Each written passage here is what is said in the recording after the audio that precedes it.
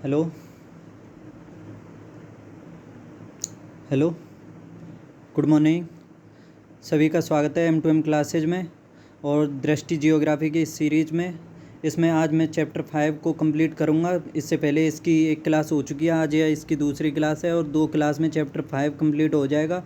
और वैसे इस सीरीज़ की आज 12वीं क्लास है, 11 क्लासें इससे पहले हो चुकी हैं।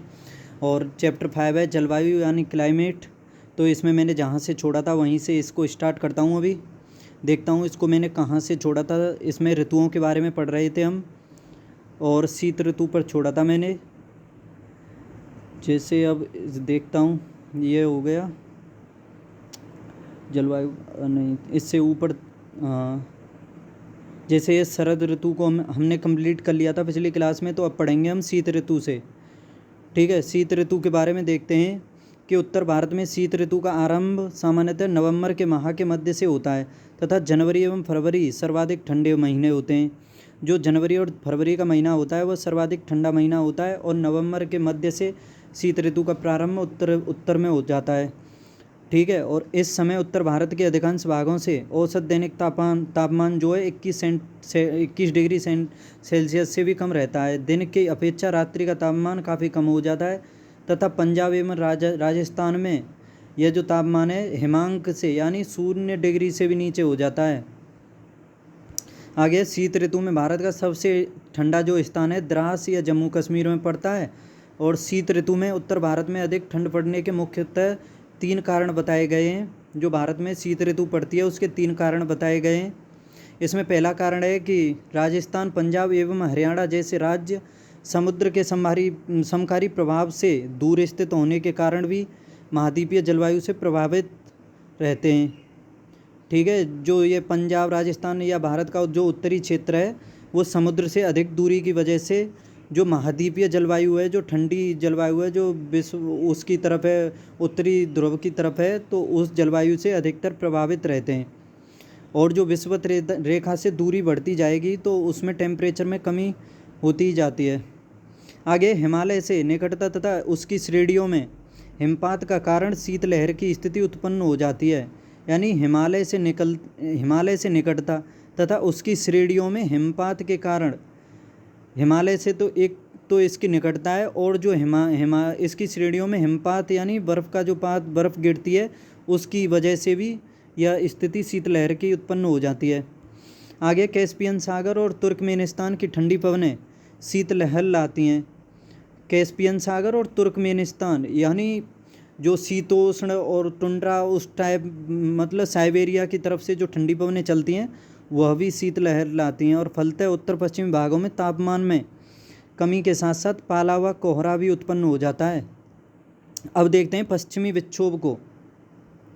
ये जो पश्चिमी विक्षोभ है भारतीय उपमहाद्वीप में जाड़े के मौसम में पश्चिम तथा उत्तर पश्चिम दिशा से प्रवेश करते हैं तथा यह भूमध्य सागर पर उत्पन्न होते हैं। जो पश्चिमी विक्षोभ है यह भूमध्य सागर पर उत्पन्न होता है तथा भारत में इसका प्रवेश पश्चिमी जेट प्रवाह द्वारा होता है। और यह विक्षोभ भारत के उत्तरी तथा उत्तर पश्चिमी भागों में शीतकाल के समय में वर्षा करता है और शीतकाल में रात्रि के तापमान में वृद्धि विक्षोभों के आने का पूर्व संकेत होता है। यानी शीतकाल में समझ लो कि रात के टाइम में अगर टेम्परेचर में वृद्धि हो जाए तो विक्षोभों के आने का यह पूर्व संकेत माना जाता है।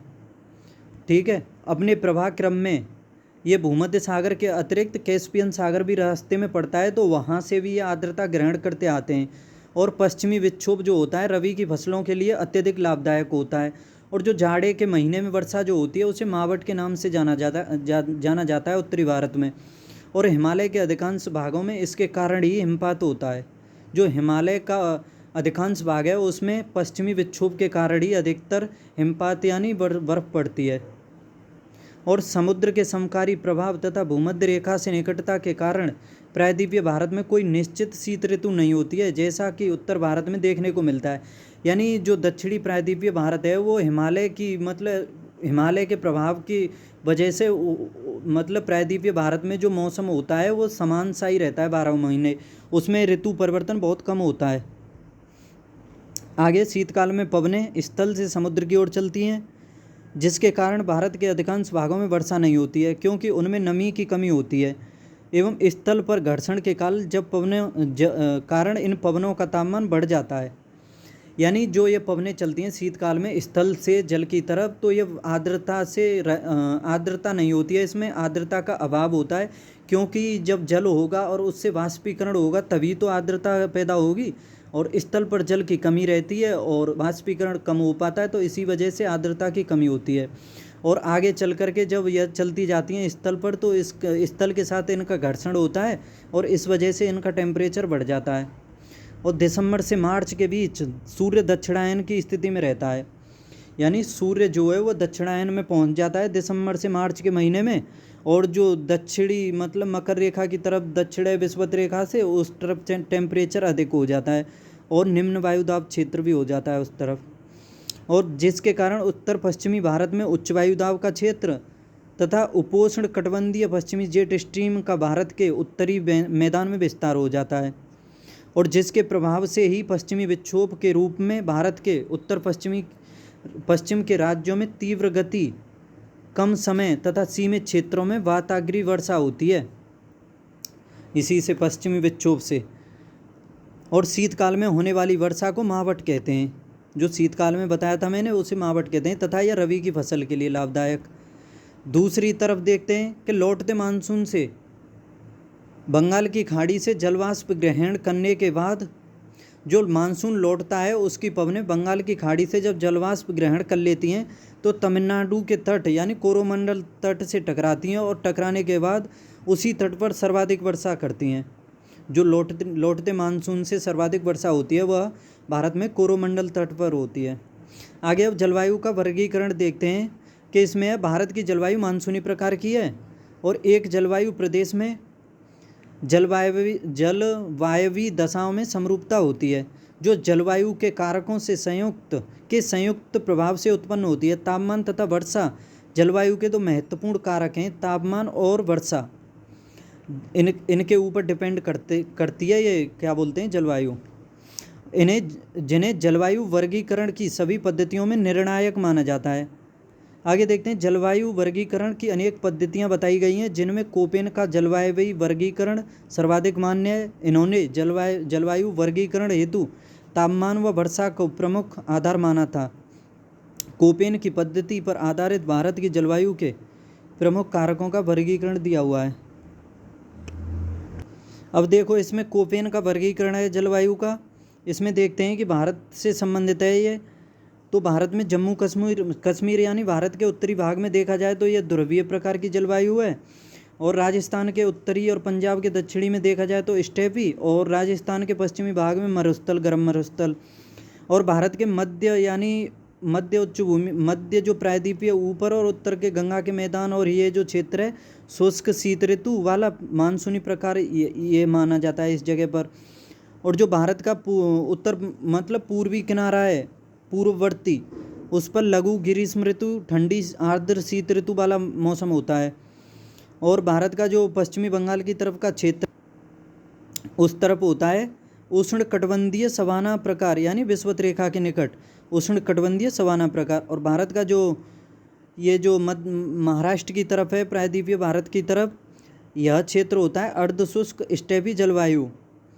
और अरब सागर में देखा जाए तो लक्षद्वीप का क्षेत्र जो है, या केरल या लक्षद्वीप, ये जो क्षेत्र है ये लघु शुष्क ऋतु वाला मानसूनी प्रकार का क्षेत्र होता है, और कोरोमंडल को शुष्क ग्रीष्म ऋतु वाला मानसूनी प्रकार। ठीक है, ये था कोपेन का वर्गीकरण। और इसके अनुसार और देखो ये अच्छे से कि लघु शुष्क ऋतु वाला मानसून प्रकार जो है गोवा के दक्षिण में भारत का पश्चिमी तट है, लघु शुष्क ऋतु वाला। और शुष्क ग्रीष्म ऋतु वाला जो है ये तमिलनाडु का कोरोमंडल है। लघु तो गोवा का है और शुष्क ग्रीष्म है कोरोमंडल। और उष्ण कटिबंधीय यह कर्क वृत्त के दक्षिण में प्रायद्वीपीय पठार का अधिकतर भाग है, यानी विषुवत रेखा के पास।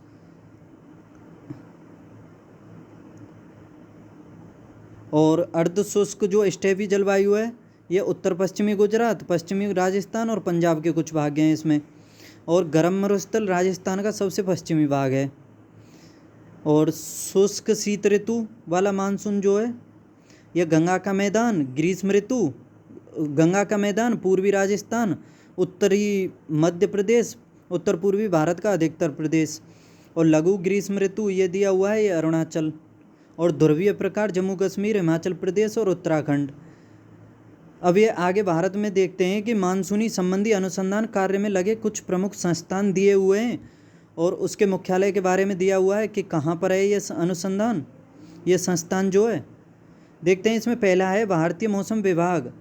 जो भारतीय मौसम विभाग है वो नई दिल्ली में है। और अगला है भारतीय उष्णकटिबंधीय मौसम विज्ञान संस्थान, यह पुणे में है।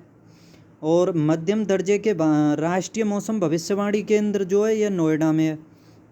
और भारतीय राष्ट्रीय समुद्र सूचना सेवा केंद्र, जो समुद्र से सूचना केंद्र है वो हैदराबाद में है। और अंतरिक्ष अनुप्रयोग हेतु केंद्र है यह अहमदाबाद में। जो अंतरिक्ष से संबंधित अनुप्रयोग किए जाते हैं वो अहमदाबाद से किए जाते हैं। और centre for mathematical modelling and computer simulation ये बेंगलुरु में है। Centre for mathematical modelling and computer simulation. आगे भारतीय प्रौद्योगिकी संस्थान यह भुवनेश्वर में, भारतीय प्रौद्योगिकी संस्थान यह नई दिल्ली में, और भारतीय प्रौद्योगिकी संस्थान खड़गपुर में, भारतीय प्रौद्योगिकी संस्थान ये कानपुर में। तो ये 4 भारतीय प्रौद्योगिकी संस्थान है, भुवनेश्वर, नई दिल्ली, खड़गपुर और कानपुर। ठीक है। और भारतीय विज्ञान संस्थान ये बेंगलुरु में है। जो भारतीय विज्ञान संस्थान है वो बेंगलुरु में। आगे राष्ट्रीय अंतरिक्ष प्रयोगशाला ये बेंगलुरु में। Centre for development of advance computing यानी सीडेक ये पुणे में है। और विज्ञान और तकनीक विश्वविद्यालय ये कोची में, विज्ञान और तकनीक। आंध्र विश्वविद्यालय ये विशाखापट्टनम आंध्र प्रदेश में। बनारस हिंदू विश्वविद्यालय वाराणसी में उत्तर प्रदेश में। आगे अब जलवायु को प्रभावित करने वाले कुछ कारकों के बारे में दिया हुआ है, उसे देखते हैं कि स्थिति एवं उच्चावच संबंधित कारक हैं।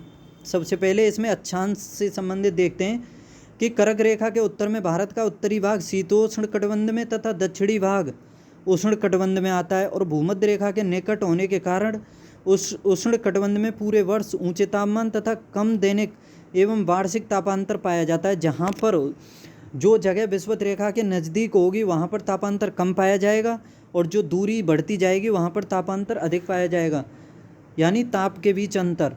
और कर्क रेखा के उत्तरी भागों में भूमध्य रेखा से दूरी होने के कारण उच्च दैनिक तथा वार्षिक तापांतर के साथ विषम जलवायु पाई जाती है। यानी कर्क रेखा के उत्तरी भागों में भूमध्य रेखा से दूरी होने के कारण उच्च दैनिक तथा वार्षिक तापांतर के साथ विषम जलवायु पाई जाती है, क्योंकि वहाँ पर कभी तापमान गर्म तो कभी ठंडा ये होता रहता है, अंतर अधिक पाया जाता है। और विषुवत रेखा के पास अधिकतर गर्म तापमान ही रहता है, इस वजह से वहाँ पर तापांतर कम पाया जाता है। और हिमालयी पर्वत की अवस्थिति को देखते हैं कि हिमालयी पर्वत अपने विस्तार एवं ऊंचाई के कारण प्रभावी जलवायु विभाजक का कार्य करता है। और यह पर्वत श्रृंखला भारतीय उपमहाद्वीप को जो साइबेरिया से ठंडी हवाएं आती हैं उससे बचाती है, और मानसूनी पवनों को रोककर वर्षा का कारण भी बनता है। जो मानसूनी दक्षिण पश्चिमी मानसून की जो हवाएं जाती हैं वो हिमालय से टकरा करके ही वापस आती हैं, जिस वजह से भारत में वर्षा होती है। अगर हिमालय नहीं होता तो ये दक्षिण पश्चिमी मानसून की जो हवाएं हैं आर्द्रता युक्त, तो ये सभी सीधी साइबेरिया की तरफ चीन से होते हुए निकल जाती और भारत में सूखा की स्थिति होती। आगे चल करके चीन या रसिया में ज़्यादा बारिश होती। ठीक है, तो ये बारिश कराने का कारण भी है। भारत सब तरह से इंडिया का सुरक्षा कवच का काम भी करता है। आगे देखते हैं जल तथा स्थल का वितरण। भारतीय भूभाग 3 तरफ सागरों से घिरा हुआ है तथा इसके उत्तर की ओर अविच्छिन्न पर्वत श्रेणी है तथा इसके स्थल की अपेक्षा जल देर से गर्म व देर से ठंडा होता है। यानी स्थल की अपेक्षा जल देर से गर्म व देर से ठंडा होता है। जल एवं स्थल के इस विभेदी तापन के कारण भारतीय उपमहाद्वीप में विभिन्न ऋतुओं में विभिन्न वायुदाब प्रदेश विकसित होते हैं। ये वायुदाब प्रदेश मानसूनी पवनों के उत्क्रमण के कारण बनते हैं। अब आगे देखते हैं समुद्र से दूरी के आधार पर कि लंबी तटीय रेखा के कारण भारत के विस्तृत तटीय प्रदेशों में समकारी जलवायु पाई जाती है। यानी जो समुद्री तटीय किनारा है उस पर समकारी जलवायु पाई जाती है, जबकि आंतरिक भागों में समुद्र के समकारी प्रभाव से वंचित रहने के कारण यहाँ पर विषमकारी जलवायु पाई जाती है। यानी जो तट हैं उस पर तो समकारी जलवायु रहती है, एक जैसी रहती है अधिकतर वर्ष भर, और जो उससे दूरी पर हैं उस पर ऋतुएं और जलवायु बदलती रहती है। आगे समुद्र तल से ऊंचाई के आधार पर ऊंचाई के साथ साथ तापमान में कमी होती जाती है। विरल वायु के कारण पर्वतीय प्रदेश मैदानों की तुलना में अधिक ठंडे होते हैं, यानी ऊंचाई के साथ साथ तापमान में कमी होती जाती है, और विरल वायु के कारण पर्वतीय प्रदेश मैदानों की तुलना में अधिक ठंडे होते हैं, क्योंकि मैदानी भागों में जो वायु होती है वो सघन होती है, और पर्वतीय क्षेत्रों में वायु विरल होती है, क्योंकि पर्वतों पर जाकर के वायुदाब में कमी हो जाती है। और एक ही अक्षांश पर अवस्थित आगरा, ये एग्जाम्पल है देखो इसमें कि एक ही अक्षांश पर अवस्थित आगरा 16 डिग्री सेल्सियस पर हैं ये दोनों, नहीं, एक ही अक्षांश पर स्थित हैं, और आगरा में तो टेम्परेचर है 16 डिग्री सेल्सियस, और दार्जिलिंग में है 4 डिग्री सेल्सियस। ठीक है, इतना अंतर है इसमें, ये ऊंचाई के आधार पर है, और ऊंचाई के आधार पर है या अक्षांश, हाँ, समुद्र तल से ऊंचाई के आधार पर। अब आगे देखते हैं इसमें उच्चावच के आधार पर। जैसे भारत के भौतिक स्वरूप तथा उच्चावच में पर्याप्त भिन्नता पाई जाती है। भारत के भौतिक स्वरूप में उच्चावच में पर्याप्त भिन्नता पाई जाती है, जो तापमान, वायुदाब, पवनों की गति, दिशा तथा ढाल की मात्रा और वितरण को प्रभावित करती है। आगे देखते हैं वायुदाब तथा पवनों से जुड़े कुछ कारक। वायुदाब तथा पवनों का धरातल पर वितरण, वायुदाब तथा पवनों का धरातल पर वितरण होता रहता है, और वायुमंडलीय मौसम को नियंत्रित करने वाले कारकों एवं विभिन्न वायु संहतियों एवं जेट प्रवाह के अंतर प्रवाह द्वारा उत्पन्न ऊपरी वायु संचरण। आगे शीतकाल में पश्चिमी विक्षोभों तथा दक्षिण पश्चिमी मानसून काल में उष्ण कटिबंधीय अपवादों के भारत में अंतर्वहन के कारण उत्पन्न वर्षा की अनुकूल दशाएं। तो ये वायुदाब तथा पवनों से संबंधित कुछ कारक थे, और इस तरह से चैप्टर 5 कंप्लीट होता है। आगे अगली क्लास में कल स्टार्ट करूँगा मैं चैप्टर 6 को, उसमें मृदा से संबंधित। तो कैसा लगा दोस्तों आपको ये चैप्टर 5, क्या समझ में आया, क्या मिला क्या नहीं मिला, इसमें बताइए कमेंट बॉक्स में। और चैनल को सब्सक्राइब नहीं किया है तो पहले प्लीज़ चैनल को सब्सक्राइब करें, और अपने दोस्तों के बीच भी शेयर करते रहें, और कमेंट बॉक्स में भेजते रहें कुछ कमियां या कुछ आपकी राय हो तो, और पढ़ते रहें, हंसते खेलते मुस्कुराते रहें। अगली क्लास लेकर के आऊँगा, 12वीं क्लास चैप्टर 6 से स्टार्ट करूँगा उसमें। तब तक के लिए धन्यवाद आपका क्लास देखने के लिए, बाय।